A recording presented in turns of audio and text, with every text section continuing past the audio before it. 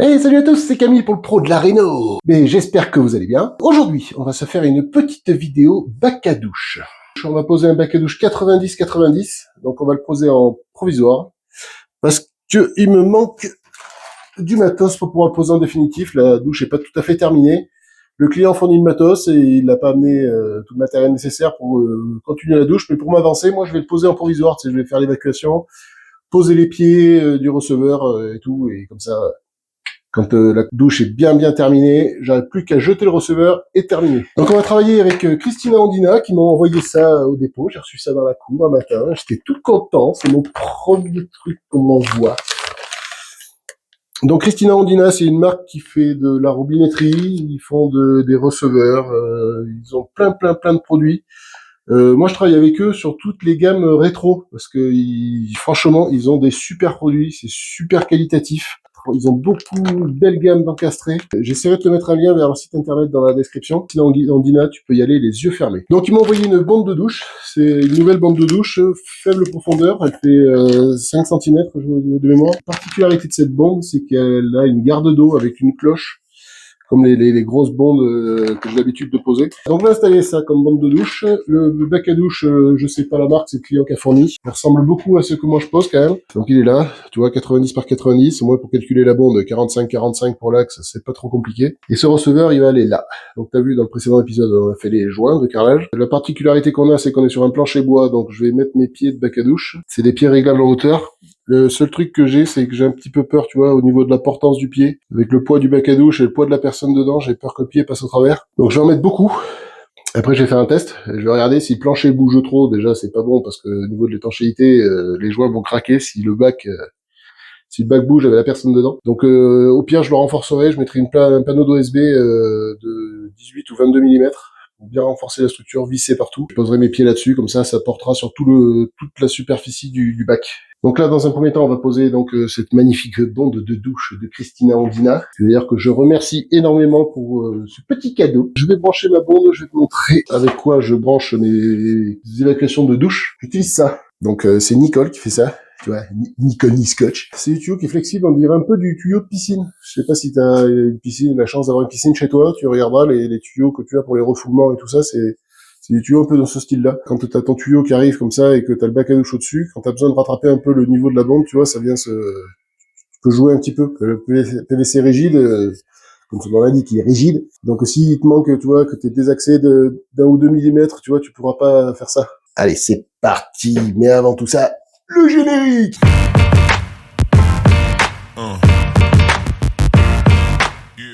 Donc déjà, on va commencer par se recouper le PVC, parce que plus j'ai de longueur sur mon tuyau souple, plus je peux jouer dessus. Donc on va faire un montage à blanc. Donc 45, on trace l'axe de la bande. Ma bande vient par là. Tu vois, la bande de douche, elle se compose comme ça. C'est une bande de douche, tout ce qu'il y a plus classique. Tu vois, mais t'as quand même un réceptacle avec la cloche. Voilà, comme ça. Pas de remontée d'odeur. Profondeur 6. Que la plupart des bandes font 9, 10. Voilà, t'as la marque, le modèle, la référence. Bien sûr, t'as un couvercle de finition chromé. Bon, il est en ABS, donc en plastique. Mais je pense pas qu'on le mette parce que le bac à douche a son propre couvercle de finition. Après, t'as une clé, les écrous et les joints pour le raccordement sur l'évacuation, les vis pour venir fixer la grille, tu vois, à travers le bac. Je te montrerai tout ça. Et le joint qui fait l'étanchéité entre la bande et le bac. L'avantage, c'est que ça aussi, ça tourne. Donc, tu peux te le mettre un peu dans la position que t'as envie. C'est cool, ça. T'as ton petit saladier, là, ton petit bol, là, qui vient au fond, tu vois, de ta bande. Là, tu mets le joint, comme ça. Et après, ta cloche, elle a un joint torique autour, tu vois. Et donc, ça vient faire étanchéité partout. Tu vois, tu vas le mettre par-dessus. Ça fait étanche partout, là. Clac. Tu vois, c'est tout bien fermé, tout étanche. Pas de remontée d'odeur du tout, là. Ton bac à douche, là, ça, c'est dessous du bac à douche. Après, on viendra mettre ça par-dessus. Crac. Après, on vient serrer les 3 vis. Et après, tu peux mettre ta cloche. Crac. Crac. Pourquoi c'est génial, ce système, que je préfère les cloches? Parce que l'eau va venir couler là, dedans, tu vois. Et après, elle vient déborder et recouler ici à l'extérieur, là, sur cette partie. Et donc, ça fait que ça, c'est plongé dans l'eau. Et du coup, tu peux pas avoir de remontée d'odeur par ici, ni par là, puisque là, il y a un joint. La superbe bande vient là.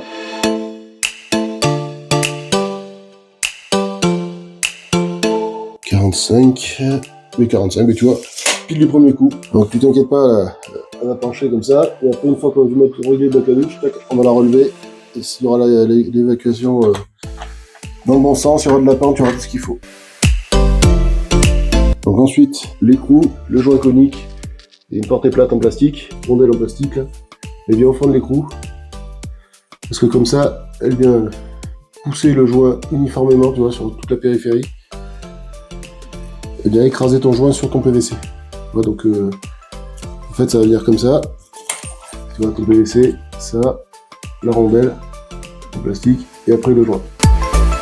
Et après ça, tu vois le joint torique, le joint conique, il vient rentrer dans la bande de douche qui elle est conique aussi. Ça a un sens, tu vois. Et après quand il vient serrer, ça vient écraser le joint dedans et ça fait l'étanchéité. En plus de mettre ça, je colle la bande. Donc je passe tout ça avant. Donc pour la bande c'est terminé. Maintenant on va tracer pour les pieds. T'as vu que le bac à douche il va être rehaussé. Je vais avoir une marche. Donc je vais calculer pour mes pieds ma hauteur de marche. Mes pieds ils ont un petit patin, tu vois, en caoutchouc, qui est très rigide, hein, il s'écrase pas. Et c'est pour éviter que le bac à douche glisse sur les pieds et pour éviter aussi le bruit. Voilà, donc je vais calculer où je vais installer mes pieds. Par contre, vu que je vais avoir une marche, que je vais la faire en waddy et après je vais carreler, il faut que je puisse poser mon waddy et en fait que le pied me fasse un arrêt. Que quand je vais mettre le waddy, tu sais, il se barre pas sous le bac à douche. Donc je vais mesurer mon bac à douche. J'ai fait aller mon carrelage légèrement sous le bac à douche. Je sais que mon waddy va faire 30 mm. Et là, si je mesure mon carreau plus la colle, j'ai à peu près 1,5 cm. Donc, il faut que le bord de mon pied par rapport à mon bord de bac à douche soit en retrait de 4,5 cm. Voilà. Et comme ça, quand je vais venir mettre mon waddy, tac, il va venir appuyer sur le pied du bac à douche. Je vais définir l'emplacement de mes pieds. Donc, je pense que les pieds, je vais essayer d'en mettre 9-10. Voilà. Donc là, je vais positionner tous mes pieds. Donc, maintenant, je vais régler la hauteur. Donc la hauteur va être conditionnée par la hauteur de ma bande. Donc ceux-là pieds, ils ont une hauteur de réglage de 68 mm à 125 mm. Donc maintenant je vais tout régler de niveau par rapport à ces deux pieds. Bon, mais tu sais pas, c'est que j'ai mon sol, il est en pente, tu vois, vers là, comme ça. Donc là, j'ai mon pied, il est réglé à fond. Et j'arrive pas à me mettre de niveau par rapport à mon pied ici, qui est réglé, lui, par rapport à la pente de ma bande. Donc ce que je te disais, c'est que je voulais mettre un OSB, moi, pour me renforcer la structure. Mais je vais le mettre, comme ça, ça me renforcera la structure, et 2, ça va me redonner un peu de hauteur. Comme ça, je vais gagner d'1,5 cm, 2 cm, tu vois, et du coup, ça me permettra d'avoir ce pied de nickel pour être de niveau. Bon, ça y est, mes bricolos, je suis allé chercher mon OSB. OSB de 22 mm. Donc là, je te garantis que ça bouge plus rien. Donc mes pieds, je sais qu'ils peuvent venir en définitive, donc on va les fixer. Tu vois, ils ont des ergots dessous, donc tu viens mettre des vis à travers.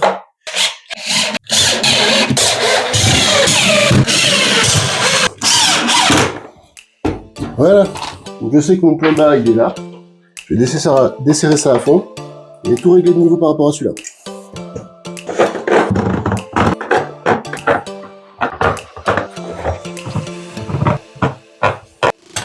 Et là on voit clairement que j'ai de la pente.